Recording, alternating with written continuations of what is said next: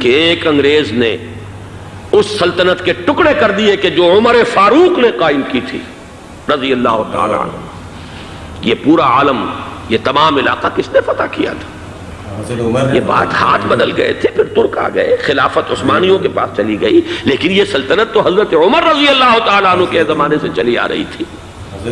اس کو ایک انگریز کرنل نے، اور اس نے بغاوت پہ آمادہ کر کے عربوں کو اور ترکوں کے پیٹھ میں چھرا گھپوا کر ان کے ذریعے سے اور ٹکڑے کر دیے. عالم عرب کے سینے میں اسرائیل کا خنجر پیوست کر دیا تاکہ یہ کبھی آزاد نہ ہو جائیں، ہمارے انگوٹھے تلے رہے. السلام علیکم دوستو ڈاکٹر اسرار احمد پاکستان ہی نہیں بلکہ پوری دنیا کی مشہور ترین مسلم اسکالر. دوستو انداز بیاں ایسا کہ بس دل چاہتا ہے سنتے ہی جائیں. دوستو آج ہم جانیں گے کہ مسلم ممالک فلسطین کی مدد کیوں نہیں کر پا رہے اور خلافت عثمانیہ کے خاتمے کا اصل ذمہ دار کون تھا. دوستو ڈاکٹر اسرار احمد کا یہ ایک تاریخ بیان، اور دوستو یہ ویڈیو ہے ڈاکٹر ضیاء ریکارڈ کی. آئیے دیکھتے ہیں، اس کے بعد مزید بات کریں گے. یہ 20ویں صدی کے آغاز کے وقت، جسے ہم پورا کہتے ہیں مڈل ایسٹ، بلکہ صرف مڈل ایسٹ نہیں، پورا شمالی افریقہ سلطنت عثمانیہ کا حصہ تھا. خلافت عثمانیہ، بالکل لیبیا، الجزائر، مصر، پورا حجاز، یمن، پورا عراق، شام، اور یہ شام ہی کے حصے ہیں در حقیقت اردن اور لبنان، یہ سب یہ شام عرب، عراق عرب، یہ پورا علاقہ خلافت عثمانیہ یہ اس کا حصہ تھا. پہلی جنگ عظیم میں انگریزوں نے عربوں کو بغاوت پر آمادہ کیا، غداری پر آمادہ کیا. انہوں نے خلافت عثمانیہ کے خلاف بغاوت کی،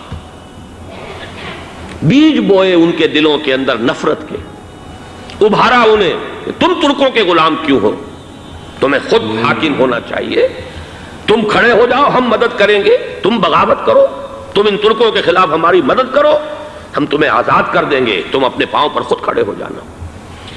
یہ بہت ہی ہمارے لیے دردناک المیہ ہے اس پہلی جنگ عظیم کا. کرنل لارنس جیسا شخص، برطانوی استعمار، اور اس کے نتیجے میں عربوں نے بغاوت کی. اور اس قدر دردناک بات آپ کو بتا رہا ہوں، میں پہلی مرتبہ جب سن 62 میں حج کے لیے گیا مدینہ منورہ میں، ابھی وہ ریل کے انجن کھڑے ہوئے تھے. یہ ترکی کے زمانے میں، سلطنت عثمانیہ کے زمانے میں بغداد سے مدینے تک ریلوے لائن تھی. یہ پورا ایک عالم سلطنت عثمانیہ، صرف سلطنت نہیں، خلافت عثمانیہ، پوری ٹرینیں جو ہے ترکوں کی اڑائی گئی، ہزاروں ترکوں کو شہید کیا گیا، یہاں تک کہ صحن حرم میں شہید کیے گئے سینکڑوں ترک. یہ جرم تھوڑے نہیں ہے، معمولی نہیں. آج جس کی سزا مل رہی ہے، معلوم ہونا چاہیے کہ وہ جرائم کون کون سے تھے. اب بھی جو لوگ گئے ہیں انہوں نے دیکھا ہوگا ترکی کا قلعہ موجود ہے اوپر پہاڑی کے اوپر. حرم کا جو سب سے بڑا دروازہ ہے باب ملک عبدالعزیز، اس کے سامنے ایک لائبریری ہوتی تھی، اب تو غالباً وہ بھی گرا دی گئی ہے. اس کے پیچھے پہاڑی پر ترکوں کا قلعہ ہے پرانا، اس پر توپیں موجود تھیں. جب بغاوت ہوئی ہے، جو حرم میں آئے ہوئے تھے ترک فوجی، ظاہر بات ہے نہتے، وہ تو نماز پڑھنے آئے ہوئے تھے، ان کو وہاں ذبح کیا گیا ہے. اور ترکوں نے اپنی توپیں استعمال نہیں کی کہ کہیں بیت اللہ کو کوئی گدن نہ پہنچ جائے. بہرحال یہ غداری ہوئی ہے پہلی جنگ عظیم کے دوران، اور نہ صرف ترکوں پہ عربوں نے کی ہے. جیسا کہ میں نے کہا تھا، دو ہیں سب سے بڑے مجرم روئے ارضی کے اوپر امت مسلمہ کے طبقات.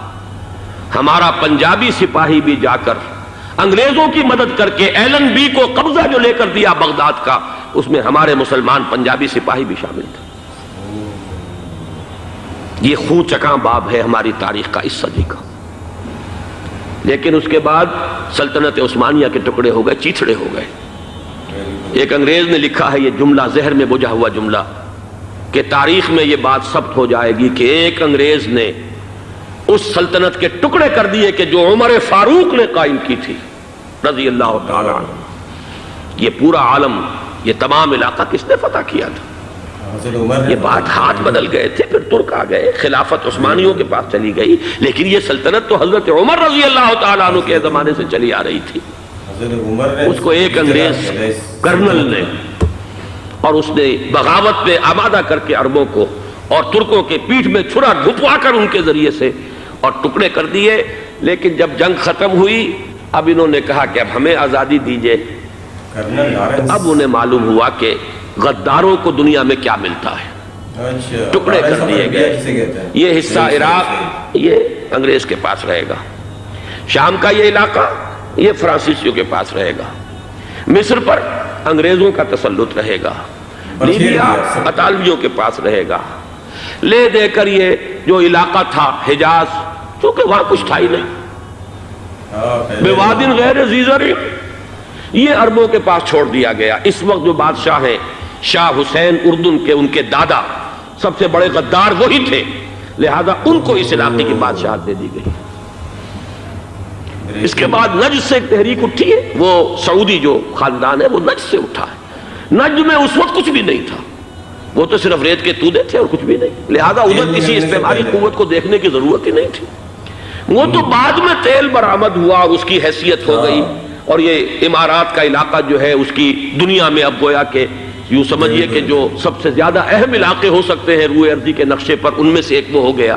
لیکن یہ اس وقت کی بات میں کر رہا ہوں، کوئی حیثیت نہیں تھی، لہذا اس کو چھوڑ دیا گیا۔ یہ ہے تاریخی پس منظر، یہ لکیریں جو کھینچی گئی ہیں، یہ ایک ملت اسلامیہ کو جو قومیتوں میں تقسیم کیا گیا، پھر نعرے لگوائے گئے المصر للمصریین الشام للشامیین۔ اب شامی ایک علیحدہ قوم ہو چکے ہیں، مصری ایک علیحدہ قوم ہو چکے ہیں، عراقی ایک علیحدہ قوم ہو چکے ہیں۔ یہ ساری تقسیمیں استعمار کی پیدا کرنا ہے، اس کا کوئی تعلق اسلام کے ساتھ نہیں۔ اب ضرورت تو اس بات کی تھی کہ استعمار کے پنجے جب یہاں سے کچھ ہٹے، دوسری جنگ عظیم کے بعد ایک دور آیا، امریکہ ابھرا ہے دنیا کی عالمی سطح پر سیاست میں، اس کے ہاں کچھ آزادی کے تصورات تھے، اس نے بھی سپورٹ کیا۔ برطانیہ کمزور ہو چکا تھا، وہ اتنے بڑے علاقے کو اب ہولڈ نہیں کر سکتا تھا۔ ہندوستان بھی آزاد ہوا، پھر یہ کہ اور دوسرے علاقوں سے بھی اس کو پسپائی اختیار کرنی پڑی۔ استعمار کے پنجے جس طرح بھی ہوئے، ان کے سینوں سے، عربوں کے سینوں سے جو ہے گویا کہ وہ ہٹے، لیکن امریکہ نے ایک اپنی بہت بڑی حکمت عملی جو اختیار کی، عالم عرب کے سینے میں اسرائیل کا خنجر پیوست کر دیا، تاکہ یہ کبھی آزاد نہ ہو جائیں، ہمارے انگوٹھے تلے رہے، ہماری پالیسی گورن کرے۔ یہ استعمار کا دوسری جنگ عظیم کے بعد، جہاں برطانوی استعمار، فرانسیسی استعمار رفتہ رفتہ یہ ہٹنے شروع ہوئے۔ صدر ناصر نے انگریزوں کو اٹھا کر پھینکا میڈیٹرینین میں اور دوسرے جگہوں سے، الجزائر نے آزادی حاصل کی فرانس سے، اطالویوں سے جو ہے لیبیا والوں نے آزادی حاصل کی، یہ ہو گیا، لیکن ایک خنجر پیوست کر دیا گیا اسرائیل کا سینہ عرب۔ اس صورتحال میں ظاہر بات ہے کہ ایک تو بڑی آئیڈیل پوزیشن تھی کہ پورا عالم اسلام متحد ہو، لیکن وہ تو بہت دور کا خواب معلوم ہوتا ہے۔ علامہ اقبال سے بڑا کوئی نقیب نہیں ہے ملت اسلامی کی وحدت کا، ایک ہو مسلم حرم کی پاسبانی کے لیے، نیل کے ساحل سے لے کر تا بقا کے کاشغر۔ لیکن انہیں بھی اپنے لیکچرز میں کہنا پڑا کہ اس وقت جو صورتحال ہے، پورے عالم اسلام کی ایک وحدت بن جانا تو تقریباً ناممکن نظر آ رہا ہے۔ اگر کسی طرح ایک common wealth of Muslim nations وجود میں آ جائے تو بھی بڑی کامیابی ہوگی، لیکن اس سے بھی پہلے یہ تو زیادہ آسان تھا کہ عالم عرب ایک وحدت کی شکل اختیار کر لے۔ یہ تو ایک قوم ہے، اکثر و بیشتر ایک نسل یا زیادہ دو نسلیں کہہ دیجئے، شمالی افریقہ میں بربر نسل بھی ہے، باقی تو سب عرب ہے۔ یہ پورا عالم ایک نسل، ایک زبان، پورے اتنے رقبے کے اوپر بولے جانے والی ایک زبان، یہ تو ایک ہو جائے۔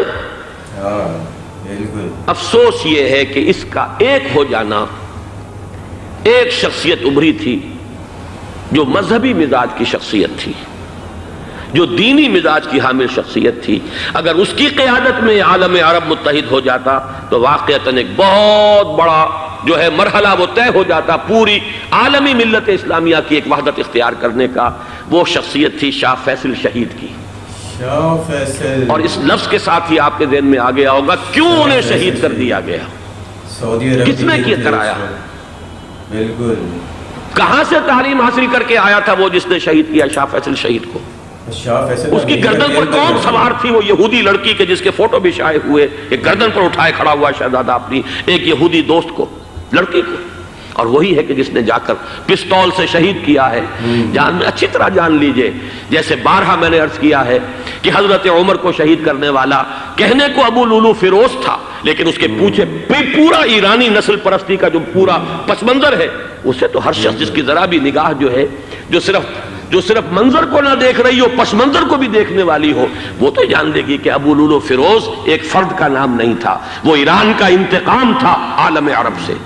بالکل اسی طریقے سے یہ امریکی استعمار کا ہتھ کنڈا تھا، اسے محسوس ہوا. شاہ فیصل مذہبی مزاج کا شخص یہ ابھر رہا ہے، اور یہ شاہ فیصل کی حکمت عملی کا ذرا آپ اندازہ کیجئے.